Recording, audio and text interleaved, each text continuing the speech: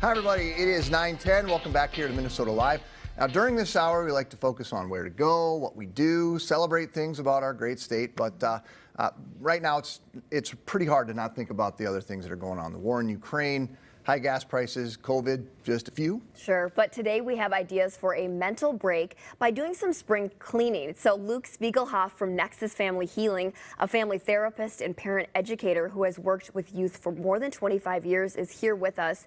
Now, this topic is kind of reminiscent of a How I Met Your Mother episode. If you guys know what I'm talking about, protagonist Ted is visualizing people, their emotional and mental baggage. So some have small suitcases and his is like a large trunk. Oh, sure. Because he was left at the altar. Sure. So we all have this, and it can really pile up, especially these days. So talk about why it's so important now to get a handle on it. Right, and we're talking about spring cleaning, right, as part of this. And so the mere act of cleaning can be very therapeutic in and of itself, right? Sure. I'm sure you've done that, right? And yeah, I work a good. job. It does. I work a job where it's mentally taxing. Go home, do something tangible like that. Yep. Makes a big difference in people's mental health. And that's often the key, is that it is an easy thing to do, but doing it makes the biggest difference. And when you're doing it, are you encouraging any kind of like, should I be thinking about things? Should I be contemplating life's great mysteries? Or should I like just concentrate on cleaning the glass? Because that's going to help me not worry about it or not think about it. You know, there's this theme we talk about in mental health. It's do then feel. So oftentimes when we look at cleaning, right, most of us think, oh, I don't want to do that, right? But if you do it, we often feel better. And so it is the act of doing it. So doing that helps in the overall mental health, because not only do we do it, but we take comfort in that we actually did something, particularly people with more severe mental health, where even doing the simple tasks in their life becomes so difficult. The mere act of doing it can really help people move forward in terms of how they're feeling. And how does this help translate? So if we're physically cleaning up a room in our house, it can also be mentally helping us as well. Right. So decluttering, we were talking just a moment about decluttering and how difficult that can make an environment to be in where you can like exist well and think. And you know, our brains are really made not necessarily to remember things in a list type of format, but it is to create and to think deeply. And so if we give space in our homes or where we work, that we in a non-cluttered environment, we can be so much more productive as part of that. So yeah, during the commercial break, we were talking about I got my wife to get rid of some things. We were decluttering. We had a dumpster. We had a dumpster in the driveway. We're doing some construction. Is huge. We're doing some construction. Okay. Although I wish thought we that were was throwing the all spring cleaning. No, one could only hope.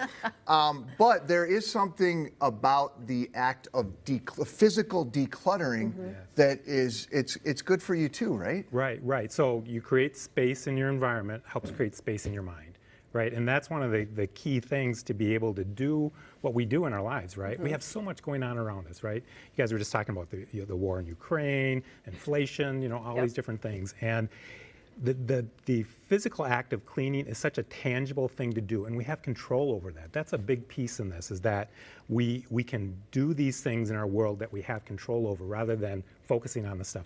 And you feel good, you feel accomplished. Right. Now let's talk about, we think about Marie Kondo, right? And you were saying you got your wife to even let go of the Candyland game. Yes. Which it was some your game. kids I are don't know grown if up. it was Candyland, but it is. But it can be hard, right? So right. do you have some tips on how we can maybe let some things go that we really don't need anymore? Yes, I think actually Marie Kondo, there should be a new verb called condoize. You know, Condoize. I like that. Right.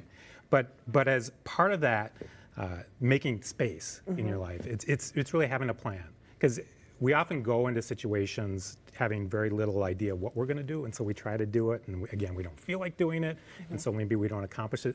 Not that you have to come up with a whole list of things to do, but to have at least a general idea of what you're doing. And again, the biggest thing is to start small.